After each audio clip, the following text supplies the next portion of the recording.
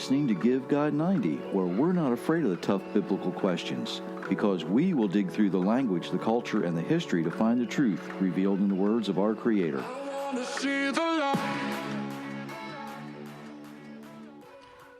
Hello, everyone. Thank you for letting us spend some time with you today. I am being closely monitored and supervised. Yes, you are. Hello, everyone. So I have to be on my best. Well, no, I don't. I will try. Don't forget, if you like what you hear, please hit those share buttons. It helps everybody kind of find us easier. The like buttons work too. All those good things just makes it, makes it think, hey, somebody's listening. So don't forget those things are there. And if I don't mention the books, I get funny looks. So don't forget the books are available. They're out there. I've got a lot to get into tonight, so I'm just going to dive right in. And I will say, you might get a little upset at some of the things you hear tonight. That's not all bad, but be upset for the right reasons. There's a popular saying in the United States today, just because of a lot of things that are going on, and probably because we see so much more of it because it's put out on social media all the time. And that saying is, you just can't fix stupid. Not even with duct tape. Now, while we define stupid in a few ways today, the real definition is lacking intelligence. I like a slightly different definition, and that definition is doing the same thing over and over and expecting a different result. If you hit a wall over and over and it hurts, why would you keep doing it? But it seems that some people enjoy that for some strange reason. Just look at social media. Someone asked Thomas Edison, how many times did you fail when you were trying to invent the light bulb? And he simply said, well, I don't think I did. I just found a lot of different ways that didn't work. He didn't keep attempting the exact same thing and expect a different result. He moved on. He tried something different. Today we use foolishness and stupidity interchangeably, but they're really very different. Making the same mistakes repeatedly while expecting a different result is very different than being foolish.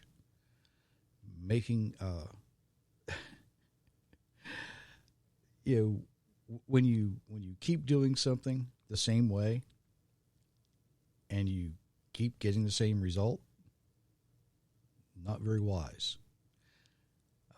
There's a saying in the music world, practice makes perfect. And I had someone remind me years ago that no, perfect practice makes perfect practice. If you keep doing it the same way and you don't improve, well, then you're getting the same results. Today, we define foolish as a lack of good judgment. In Noah Webster's 1828 dictionary, it's defined as void of sound judgment or unwise. Now, I have to admit, and if you're honest with yourselves, you will probably have to admit the same thing. I've done some foolish things over the years, such as jumping off the roof of a barn with one of my mother's good bed sheets. They don't make good parachutes. It was foolish in a couple of ways, right? But I certainly didn't do it again for a couple of reasons. One is I knew the result would be the same. And two is I didn't want to suffer that punishment again. Actually, I think my mother was probably more upset about getting her sheet dirty than me getting hurt. Don't ever use a good bed sheet for a parachute. That wasn't the lesson, although I'll admit I learned a lot about gravity that day. It's a sudden take-up when you stop. So we're going to look at a few verses about foolishness from the Bible and see what it has to say. If you want to read through those. But you did not even let me kiss my grandchildren and my daughters goodbye. Now you have done a foolish thing. Genesis 31:28. And Aaron said to Moses, Alas, my Lord, I beseech thee, lay not the sin upon us, wherein we have done foolishly, and wherein we have sinned. Numbers 12, verse 11. The fear of the Lord is the beginning of knowledge, but fools despise wisdom and instruction. Proverbs chapter 1, verse 7. How long, ye simple ones, will ye love simplicity? And the scorners delight in their scorning, and fools hate knowledge. Proverbs chapter 1, verse 22. The fool says in his heart, There is no God. They are corrupt, their acts are vile. There is not one who does good. Psalms 14, verse 1. When Laban was chastising Jacob, he called him foolish. Aaron tells Moses that the people had been foolish. Solomon writes that the foolish hate wisdom and correction. Later he writes they hate knowledge. David writes that a fool claims there is no God. There are a couple of words translated as foolish from the Hebrew. Each has a slightly different meaning, but one word in particular, when we break it down to the letters, has a very interesting connotation. It means to learn from a child. Now, a child is someone who really has no experience, has no knowledge, has no understanding. It doesn't mean that children aren't capable of showing us something important, but we need to remember they don't have that experience. They don't have that understanding. They don't have the knowledge until we teach them. Adults should have more experience, more understanding, and certainly more knowledge, because they should have been taught by their parents or someone with knowledge and experience to offer instructions in whatever they pursue. That's why the Bible says, teach your children to teach your children to teach your children to teach your children. You have to teach it in order for them to continue it. So, something to think about. Would you fly in an airplane if the pilot had been instructed by someone who had never actually flown an airplane? Would you trust your vehicle to a mechanic if that mechanic had been taught by someone who never looked at the engine of a car except maybe in a book? I know of a teacher who teaches a welding class who he cannot weld. The students don't learn by actually welding. They watch videos of other people welding. They never even pick up what we used to call a stinger. They never even pick up the part of the machine to actually weld. Do you think these students, when they leave that particular class, would be ready to walk onto a job in a high-rise building and weld it together? Of course they couldn't. To learn these skills, it takes understanding and proper instruction from someone with experience. Would you want to live in a house that was built by a crew of people that were only 10 years old? I kind of doubt it. They don't have the experience. They don't have the understanding. They don't have the knowledge, even if they had the skills to use the tools. Let's look at some things that are happening in the world today. We have people with no understanding, no knowledge, no experience, who are trying to convince you that their way is the right way. And you don't know what you're doing if you believe in the Bible.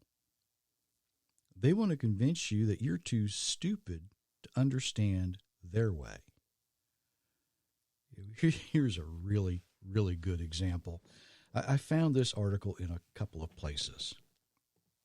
The headline is, Bill Gates' plan to fight climate change by blocking the sun begins. This is from February of this year, by the way. And I'm going to read some portions of this article.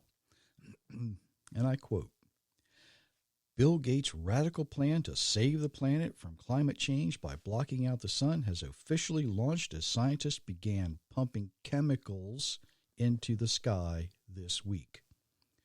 The idea, promoted by Gates and leftist billionaire George Soros, involves pumping man-made white clouds into the atmosphere to reflect sunlight away from the planet's surface. The radical scheme would lower the planet's temperature and allegedly combat global warming. Soros claims the technology will help to prevent ice sheets from melting. The program involves modifying clouds to make them reflect sunlight away from the Earth to supposedly stop global warming. The scientists are injecting reflective particles into the sky, dumping chemicals in the ocean, and spraying salt water in the air in a desperate attempt to stop or reverse climate change. This week, researchers aboard a ship off the northeastern coast of Australia near the Whitsunday Islands started spraying a briny mixture through high-pressure nozzles into the air in an attempt to brighten low-altitude clouds that form over the ocean. Scientists hope bigger, brighter clouds will reflect sunlight away from the Earth, shade the ocean surface, and cool the waters around the Great Barrier Reef. End quote.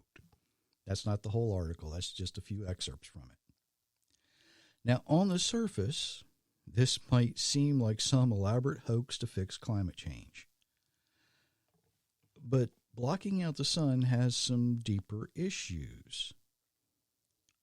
If we reflect the sun away from the Earth, how will it affect solar energy?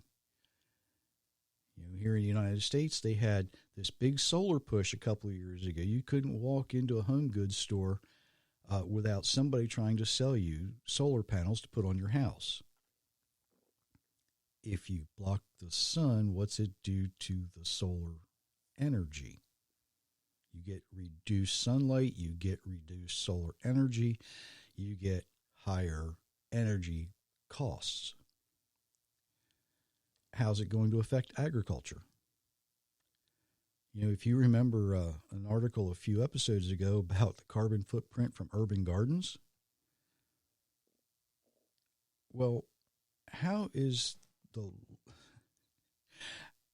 something I can't quite wrap my head around is, how is the large carbon footprint for the experiment supposed to offset what good it does? They got the big ship that's doing its thing that uses energy. It runs on diesel. It doesn't run on electric. They've got all these other things that run on what we call fossil fuels. Gas and oil is not actually a fossil fuel. But we have all, what's the offset? How much pollution is actually acceptable? How much chemical contamination is acceptable? Well, I guess if you're Bill Gates and George Soros, it doesn't matter, right? I don't think I would want to be them on Judgment Day. I'm just saying. They've rejected the Creator. They hate mankind. They're not trying to save the planet. In fact, they're part of the big reason, or they're part of the reason we're in the big trouble we're in today. They're foolish. And there are foolish people all over the world.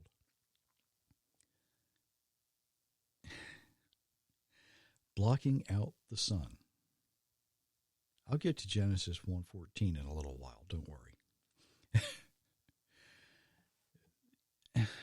Another headline.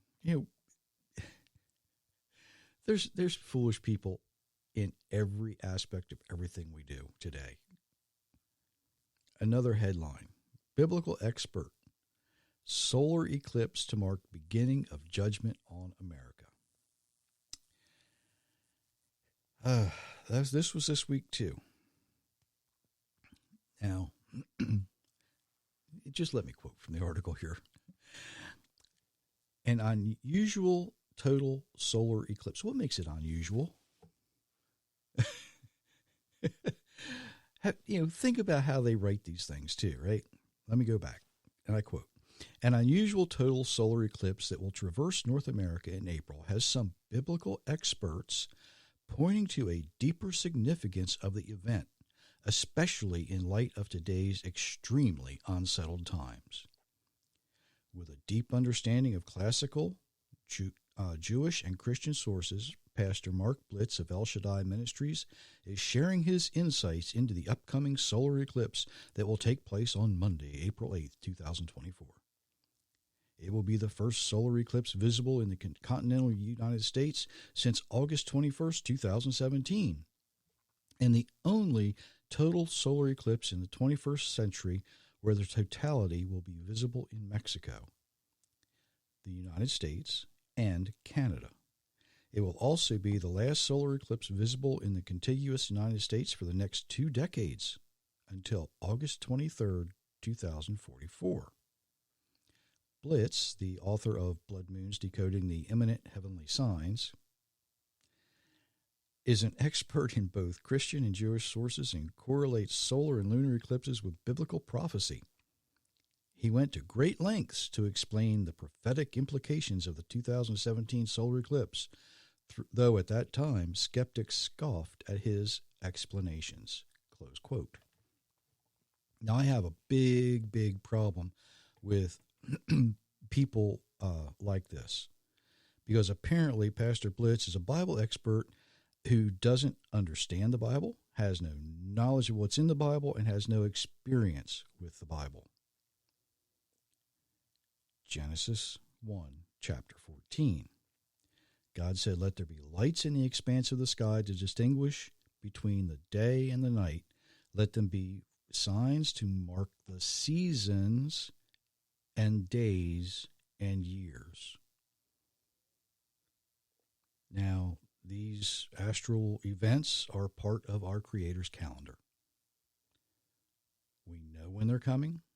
They know when the next one is. They're trackable.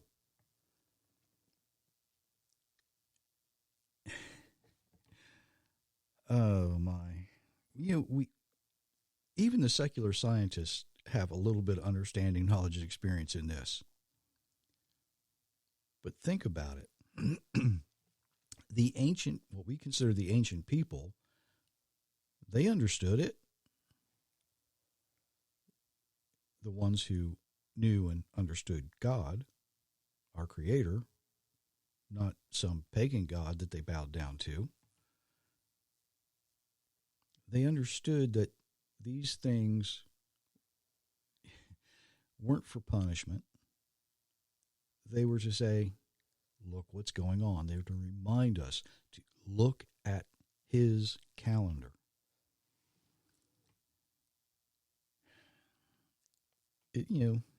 If this eclipse was to begin some judgment on America, that would indicate that America as a nation had rebelled, which we have, but it would need to do it at the exact right time for this to happen during this eclipse.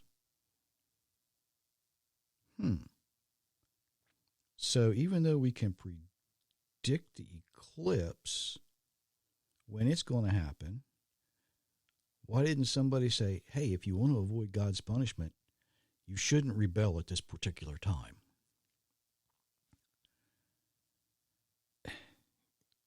Folks, if we just simply think about this the way it's laid out in the Bible, you wouldn't have people like this making money from you, because you wouldn't need to send them money. You'd understand it. And I have another example of self-proclaimed experts. This one comes from people that we should be able to trust. This one comes from our Food and Drug Administration as well as the World Health Organization. I'm going to read two things that are in their written policies, and I want you to think about this.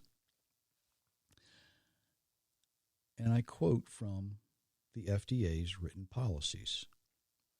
There is no absolute right to consume or feed children any particular food. Close quote. Later it says this, and I quote, the assertion of a fundamental right to their own physical and bodily health is unavailing because consumers do not have a fundamental right to obtain any food they wish. Close quote. Excuse me. So, the World Health Organization, the same people that brought you the vaccinations that don't work and make you sicker, are now telling you you don't have the right to eat the healthy food you want to eat. Now, I know on the surface this was written under the guise of parents shouldn't be feeding their children junk food, and people obviously shouldn't be eating food that's bad for them. However, what this is turning into, if you remember a couple of episodes ago, the one that says you shouldn't grow urban gardens, you shouldn't grow your own food because it's bad for the planet, guess what they're getting at here? They're getting at you not having access to real, healthy food. Thankfully, though, there are some people who are fighting back against foolishness. The state of Tennessee, which we reside in, has a state Senate bill that includes the following language, and I quote, all individuals have a natural, inherent, and unalienable right to food, including the right to save and exchange seeds and to consume the food of their own choosing as long as an individual does not commit trespassing, theft, poaching, or other abuses of private property rights, public lands, or natural resources in the acquisition of seeds or food.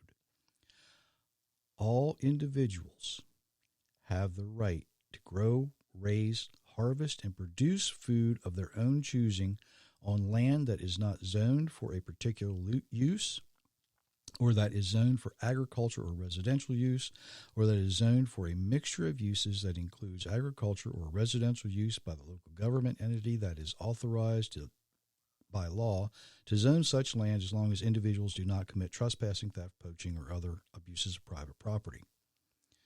Close quote. What this is saying, quite simply and rightly, is that all people have a right, a natural, inherent, and unalienable right to food, just as our Creator designed it, to raise it from seed, right? Every tree gives seed, be fruitful and multiply, to exchange that seed with each other, to produce that seed for sale, to purchase it if and when necessary. And it actually goes on. There's some language in here that could take some of these homeowner organizations and say, you know what, you can't tell that person they can't have a garden in their yard. So at least in the state of Tennessee, they're working on battling foolishness. They are doing something. My question is, why aren't groups like Greenpeace protesting Bill Gates polluting the air and the oceans? all these groups out there a few years ago who were save the whales and save the this and save the that and don't pollute. Remember, there was an owl that used to say, give a hoot, don't pollute. And what are we doing? And don't think Bill Gates is funding this himself. There's taxpayer dollars from many countries going into this program for him to pollute the ocean with chemicals, pollute the air with chemicals. So what can you do? What can you as an individual do to help battle foolishness? What can you as an individual do to take someone who has rejected in his heart the creator of the universe? Well, the first thing you can do is pray. Okay, that's always your first go-to. Seek some counsel, seek some guidance. And if you don't know, be honest. Say, Lord, I don't know what's going on. I'm not sure why this is happening other than evil people want to destroy humanity. They want to destroy your creation. Destroying creation is the Creator's job. It will happen in His time. But be honest. Tell Him that you trust Him to do what He needs to do to protect His creation. And let Him do it. Something else you can do is make yourself aware. Stop watching the cute kittens on TikTok for a few minutes and actually look at what's going on. And then share that. Let other people know what's going on. Because the more people who know what's going on, and I have to believe that there are many, many more, I won't say righteous, good, decent people who want to see the Creator succeed in His plans than there are evil people. I might be a little optimistic, but I hope there are.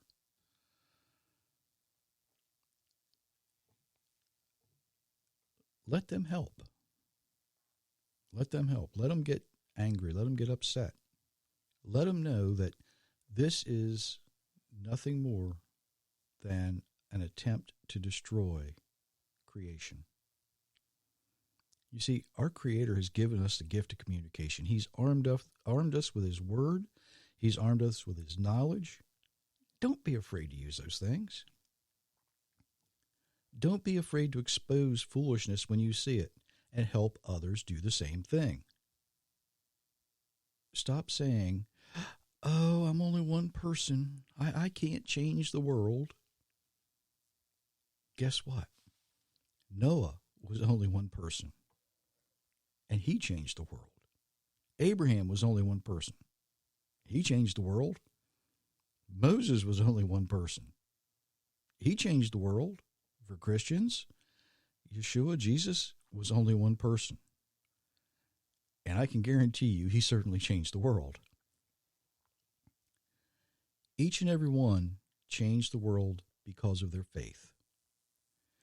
Each changed the world one step at a time. With Noah, it was one board at a time. With Abraham, it was one step at a time. Moses, it was one sit down, heart to heart with his Creator at a time.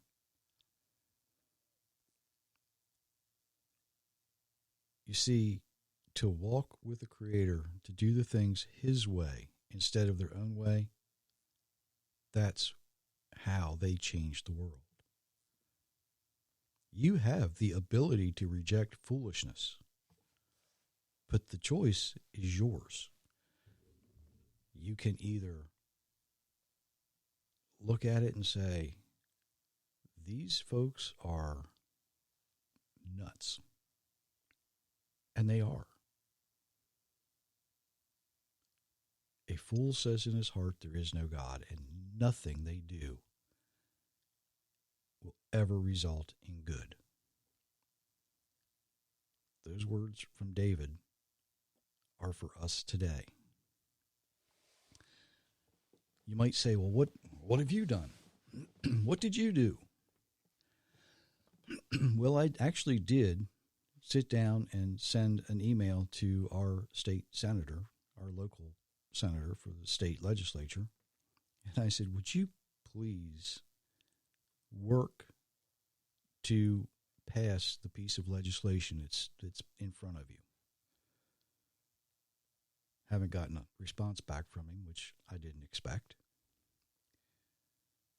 But at least his staff knows where I stand. We have the right to food. It's given to us in Genesis chapter 1. We have the right to life. It's given to us in Genesis chapter 1. Living in the United States, we have a few more that people in other countries don't have. But I can say this. Until we demand the rights that our Creator gives to each and every one of us, at least food and life, nothing else is going to matter. Because there's not much you can do about it when you leave this planet. So take some time. Think about these things, pray about these things, and we will see you on Monday. Monday. Thank you for joining us, everyone.